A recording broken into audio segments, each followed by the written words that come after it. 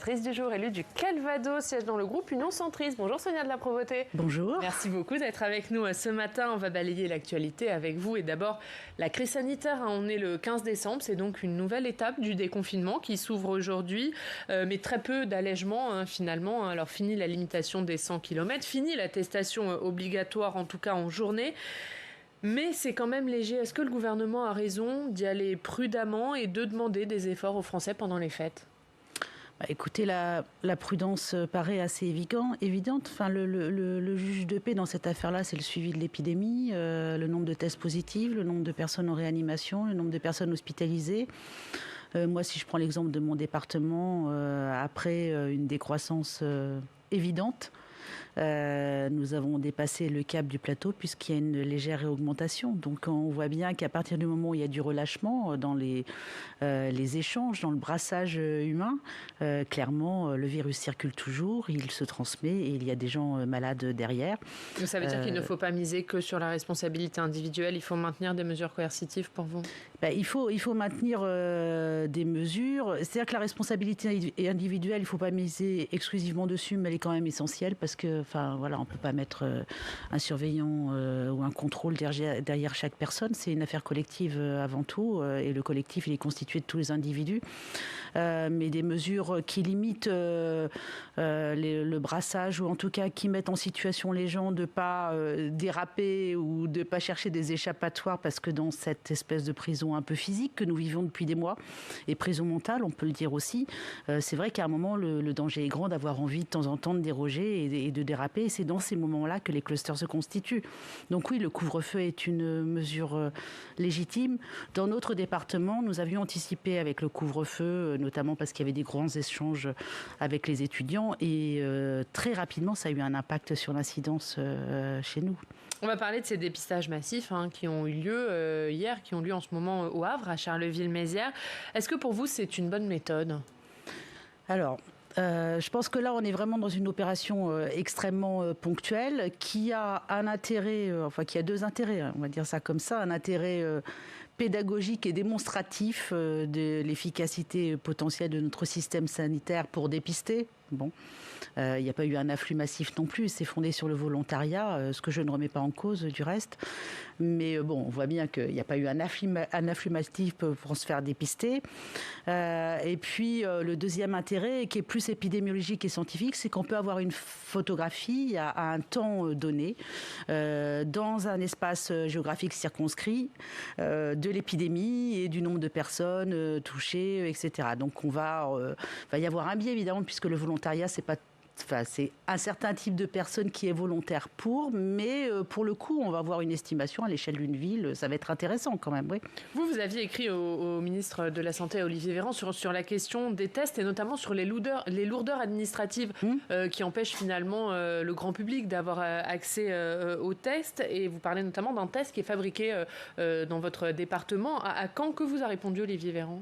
Pour l'instant, je n'ai pas reçu de réponse. Mais bon, après, le courrier n'est pas très ancien non plus. On va dire les choses de cette façon. Il faut être très honnête. Je pense que les courriers, il y en a beaucoup qui arrivent en ce moment. Et des interrogations et des interventions. Non, ce courrier, c'était, outre le fait que cela alertait sur les possibilités, qu'il fallait les démultiplier en matière de tests. De toute façon, aucun test n'est parfait. Il y a un certain nombre de faux positifs, des faux négatifs. Et en fait, c'est la démultiplication des tests qui a un intérêt. Et plus le test est simple et moins il est invasif, plus il est supporté bien par la population. Donc ces tests-là ont quand même un intérêt évident. Mais ce courrier avait aussi pour but de marquer cette question des fameuses lourdeurs et des étapes, des contrôles itératifs, des vétos administratifs qui donnent finalement un blanc-seing. On est sanitairement plus que précautionneux il y a trop de lourdeurs administratives. Je pense qu'il y a des étapes qui pourraient être regroupées. Pour dire les choses de façon un peu courte. Des étapes pourraient être regroupées. En fait, à force de justifier chacune des étapes, on finit par en oublier l'objectif. Et dans l'objectif actuellement, il y a quand même la rapidité et l'efficacité. Et donc, je pense que là, ça devient prioritaire. Alors, faut-il avoir des procédures dérogatoires pour que ça aille plus vite par moment ? Je pense qu'une épidémie telle qu'on la vit, c'est, à mon avis, ce qui justifie pleinement une procédure dérogatoire ou une façon d'accélérer le système. On va parler de la stratégie vaccinale. On le disait, il y a un débat qui aura lieu au Parlement cette semaine sur le sujet, mais des parlementaires dont vous faites partie travaillent déjà là-dessus. On va en parler avec notre journaliste parlementaire Alexandre Poussard.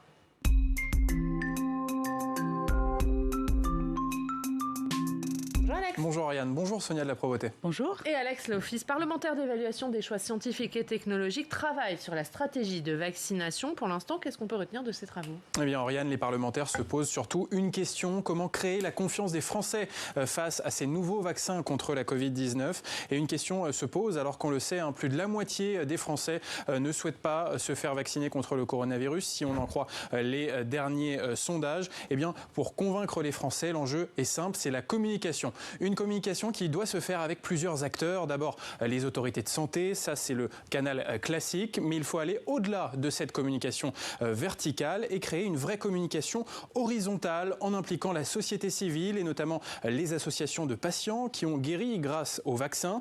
Et puis, troisième acteur clé de cette communication, les professionnels de santé. Écoutez Alain Fischer, le professeur qui va présider le conseil d'orientation de la stratégie vaccinale et qui a été auditionné par les parlementaires. On l'écoute. Ce sont eux qui vont être les vecteurs d'explication. On sait très bien que nos concitoyens ont en premier lieu confiance dans les médecins, éventuellement dans leurs pharmaciens, dans des infirmiers qu'ils connaissent. Donc dans un premier temps, il faut les aider à acquérir cette information de qualité et dans un second temps, il faut les aider à ce qu'ils puissent porter des messages auprès des différents groupes de la population, de nos concitoyens.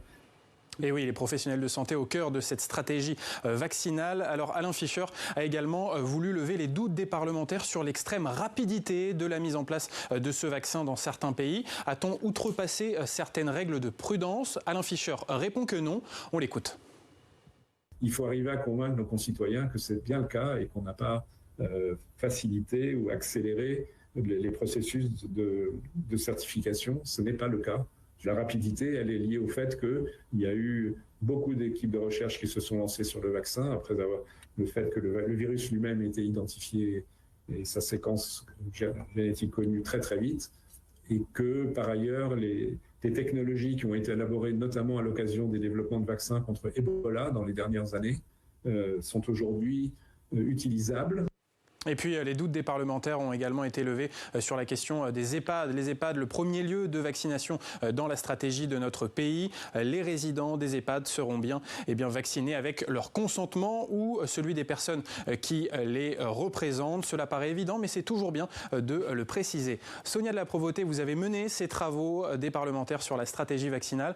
Quels sont les premiers enseignements de ces travaux ? Écoutez, je trouve que dans votre présentation, vous avez évoqué pas mal des sujets qui achoppent. Il y a des éléments scientifiques concernant les vaccins, concernant le virus, concernant l'immunité qu'on pourrait développer derrière. Est-elle durable ?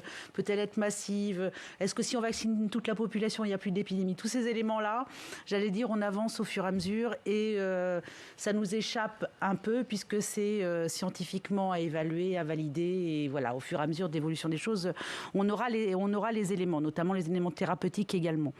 En fait, ce qui dépend de la puissance publique, c'est vraiment l'information, la qualité de l'information, parce qu'il y a un scepticisme vis-à-vis vaccinal qu'on connaît. Scepticisme, pas forcément un refus, c'est-à-dire qu'un certain nombre de personnes sont hésitants, ont des craintes, qui sont parfaitement légitimes.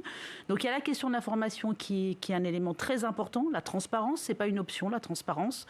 Vous parliez de verticalité, d'horizontalité de la communication. Très clairement, l'horizontalité est essentielle. Les médecins généralistes vont être des vecteurs essentiel de l'information dans ce colloque singulier avec les personnes qui vont devoir être vaccinées, notamment lors du recueil du consentement éclairé.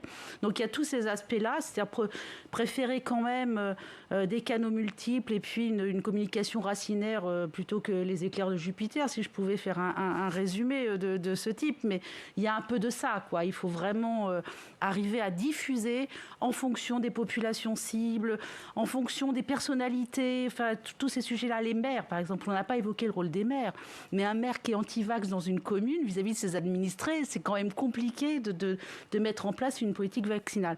Et puis le deuxième aspect, qui dépend aussi des pouvoirs publics et du gouvernement actuellement, c'est la logistique.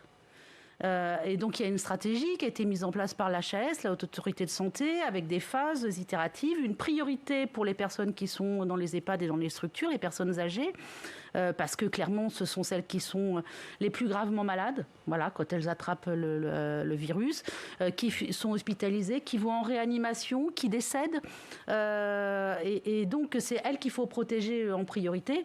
Dans la mesure où on ne sait pas si on est protégé longtemps avec le virus, avec les anticorps, il vaut mieux protéger ces personnes-là pour pas qu'elles soient en situation de fragilité extrême au moment de l'arrivée éventuelle d'une troisième vague. On a une remontée, on ne sait pas si on va tout faire pour qu'il n'y ait pas de troisième vague, mais on voit bien que le virus circule beaucoup, donc c'est elles qu'il faut protéger en priorité.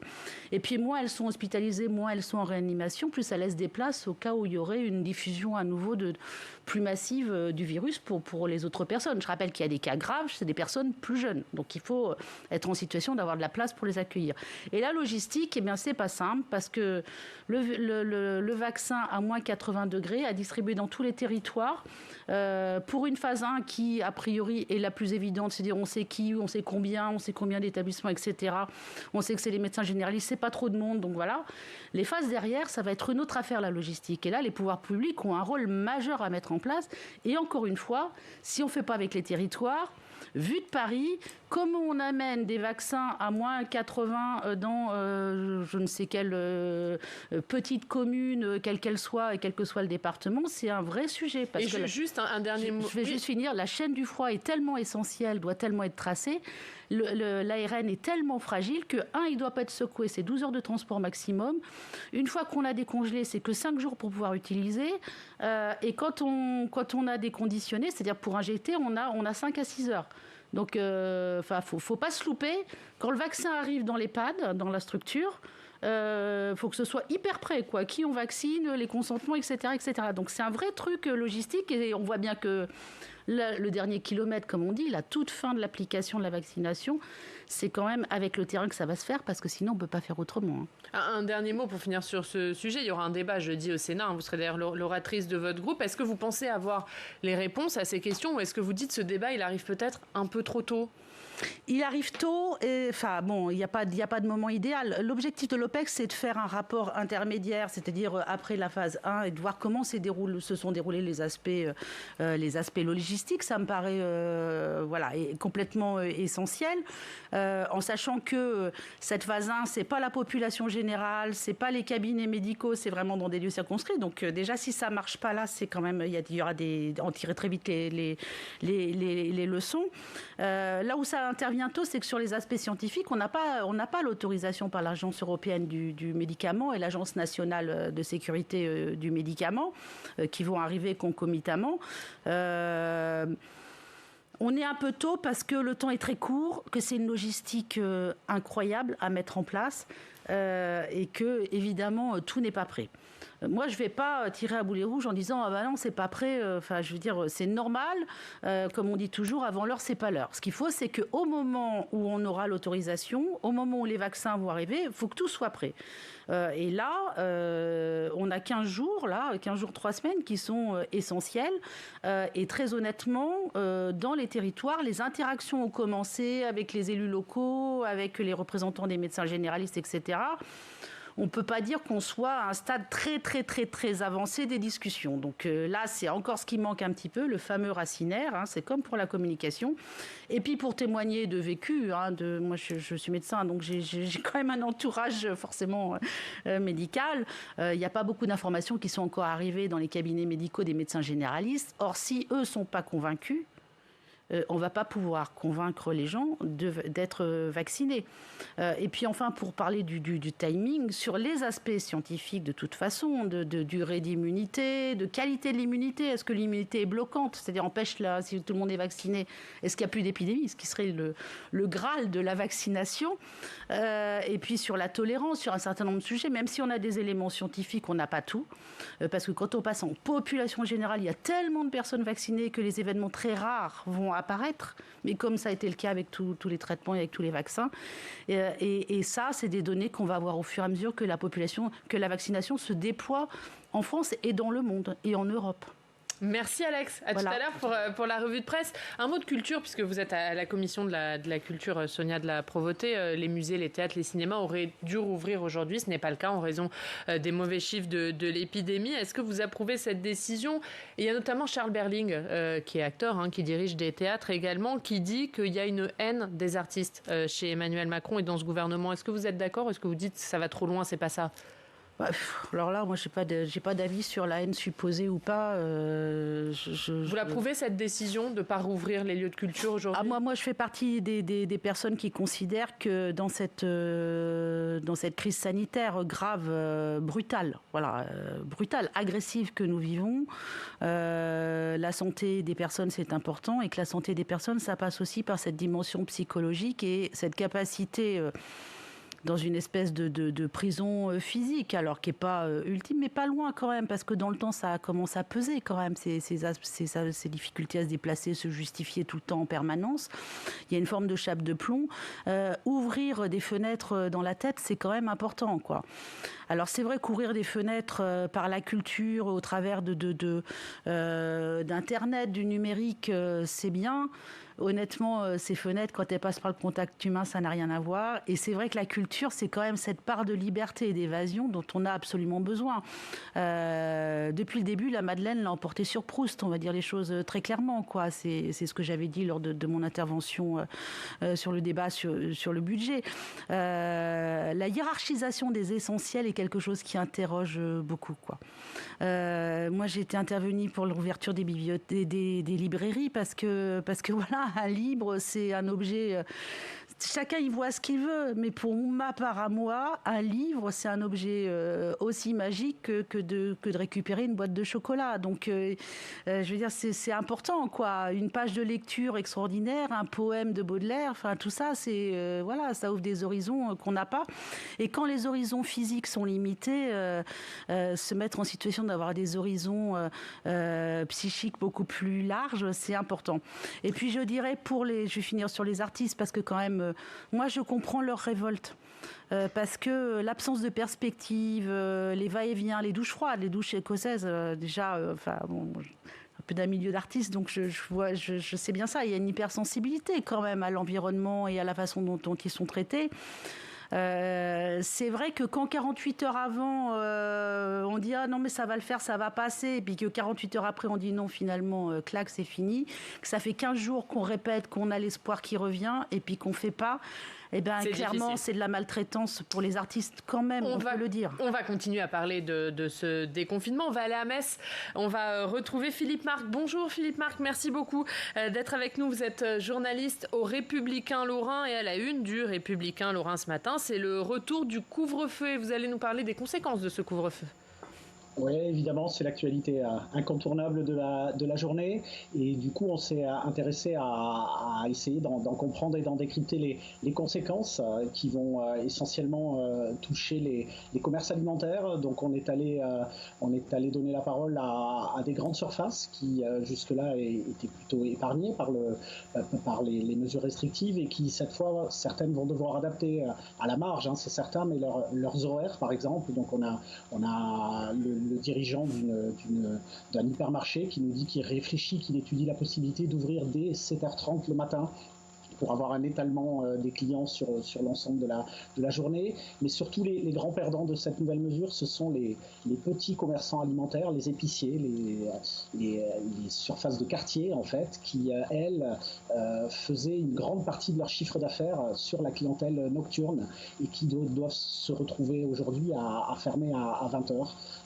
Voilà, et les autres grands perdants, ce sont les restaurants, la restauration à emporter, qui essayaient de sauver les meubles depuis le début de la crise en faisant un peu de trésorerie, et qui cette fois ne vont pouvoir fonctionner qu'avec les livraisons, puisqu'il n'y a plus de cases sur l'attestation permettant de sortir pour des besoins alimentaires après 20 heures. Donc ils vont perdre une partie de cette clientèle qui leur était précieuse pour sauver les meubles. Une double page à lire aujourd'hui dans le Républicain Lorrain. Autre sujet à lire, ce sont ces policiers qui refusent de faire des contrôles, et ce pour exprimer leur ras-le-bol. Voilà, c'est aussi en lien avec cette nouvelle actualité du jour, c'est-à-dire qu'il profite de l'instauration de ce couvre-feu pour faire passer un message et pour montrer que le conflit qui les oppose à l'heure actuelle au gouvernement n'est pas terminé, même loin d'être terminé.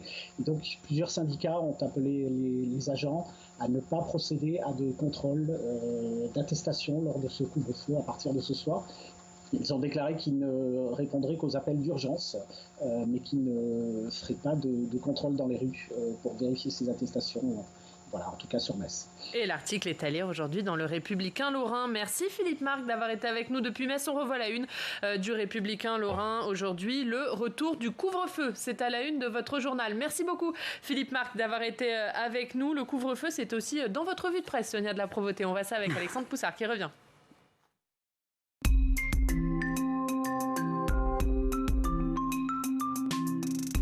Et Alex, on commence par Ouest France. Et oui, et pour les restaurateurs de Caen, le couvre-feu instauré à partir d'aujourd'hui va être plus difficile à vivre que le confinement. Et oui, alors on le précise actuellement, les restaurants sont bien sûr toujours fermés, mais certains restaurateurs ont essayé de s'adapter au confinement. C'est le cas de Joris qui tient une pizzeria Place de la République à Caen et qui a tout misé sur la vente à emporter. C'est possible avec les pizzas, mais à partir de ce soir et ce couvre-feu entre 20h et 6h du matin, eh bien, il aura encore moins de clients. Joris qui a monté son affaire en 2019, ses 8 salariés sont au chômage partiel pendant cette crise et il le dit, je n'ai pas créé cette affaire pour tenter de survivre.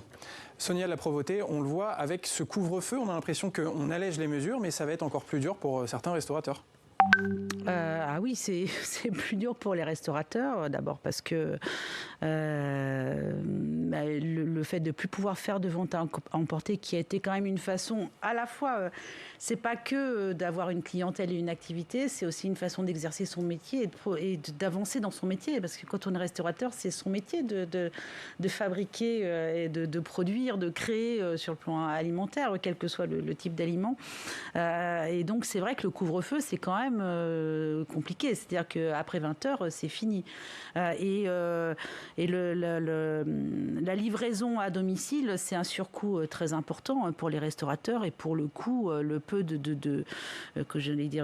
d'oxygène économique qui avait été trouvé dans la vente à emporter disparaît parce que là, l'équilibre entre les deux, on est entre pas loin de 30% du coût de la livraison quand on amène un aliment. Bon, enfin, on sait très bien qu'un aliment, un plat chez les particuliers, on voit bien que là, ça change quand même très sérieusement l'équilibre économique qui déjà est très précaire dans la situation actuelle. On va parler de ce que font les collectivités face à la crise, Alex. Et oui, on parle souvent des plans de relance économique qui sont mis en place par les collectivités pour soutenir les entreprises de leur territoire. Mais le département du Calvados, lui, met en place un plan de relance social avec 10 millions d'euros sur la table pour soutenir les habitants qui sont touchés par cette crise. Et le département va créer des chéquiers de 400 euros avec des chèques séparés de 25 euros qui seront utilisables uniquement pour des dépenses d'hygiène et des produits de première nécessité, également pour acheter du carburant, un dispositif qui sera réservé aux salariés modestes. Sonia de la Provoté, le département doit venir aussi à la rescousse pour résoudre cette crise sociale. Bon, d'abord, profiter de ce moment pour dire que heureusement qu'on a les départements, puisqu'on a entendu tellement de démagogie sur l'histoire du millefeuille. Moi, j'ai toujours considéré que le débat et l'intelligence politique n'étaient pas dans le fait d'enlever une feuille au millefeuille, c'était de réfléchir aux politiques et au niveau d'efficacité. C'est ce qu'on appelle la subsidiarité. C'est quand même le fondement de l'organisation de notre système. Les départements sont essentiels, c'est l'échelle de la proximité, le département. Le département a une vocation sociale. Le département connaît les différences entre les territoires et connaît les différences sociales entre les personnes, puisque c'est une de ses missions essentielles et que tout son réseau d'agents, de collaborateurs est réparti partout, dans tous les territoires, pour repérer les personnes qui ont besoin d'être accompagnées en fonction de leur fragilité. Donc oui, c'est le rôle du département de mettre en œuvre cette politique sociale et d'accompagnement individuel. J'allais dire, c'est même complémentaire avec tout ce qui a été mis en place sur le plan économique, parce qu'au bout du bout, il faut quand même effectivement avoir le minimum pour vivre, et donc c'est bien au département de mettre en place cet accompagnement personnalisé, social, et il sait faire. Et je ne sais pas, en dehors des CAS, puisqu'en général, ça se fait très régulièrement avec les CAS, les CCAS, les circonscriptions d'action sociale du département, ces CAS qui sont communaux. Je ne sais pas si le département ne faisait pas, si on serait en capacité de pouvoir accompagner aussi bien. Et on termine avec une autre actualité qui concerne votre département, c'est la grippe aviaire, Alex. Oui, un premier cas de grippe aviaire détecté dans le département du Calvados. C'était près de Grailles-sur-Mer ce week-end. Et grâce à un chasseur qui a découvert ce week-end un canard sauvage mort près d'un plan d'eau. L'oiseau a été emmené dans un laboratoire d'analyse qui a conclu que ce canard était mort de la grippe aviaire. C'est le premier cas officiel dans le Calvados. Et on le rappelle, 46 départements dans le pays ont été mis en place en état d'alerte sur la grippe aviaire, et donc dans ces départements, les volailles d'élevage doivent respecter un confinement. C'est un peu comme les humains. Et en 10 secondes, Sonia de la Provôté, ça vous inquiète ce cas de grippe aviaire dans votre département?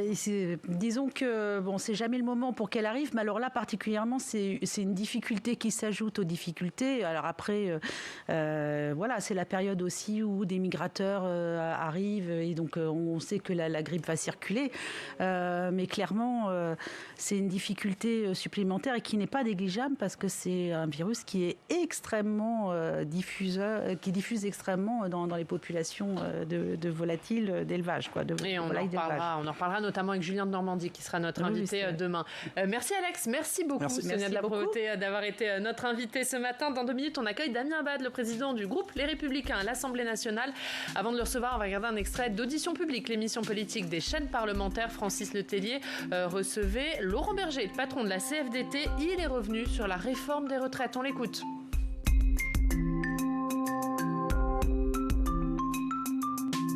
Richard Ferrand, le président de l'Assemblée nationale, hier sur France 3, il a déclaré que la réforme des retraites serait une bonne première réforme d'un second quinquennat pour Emmanuel Macron. Alors, est-ce que vous êtes soulagé par cette annonce ?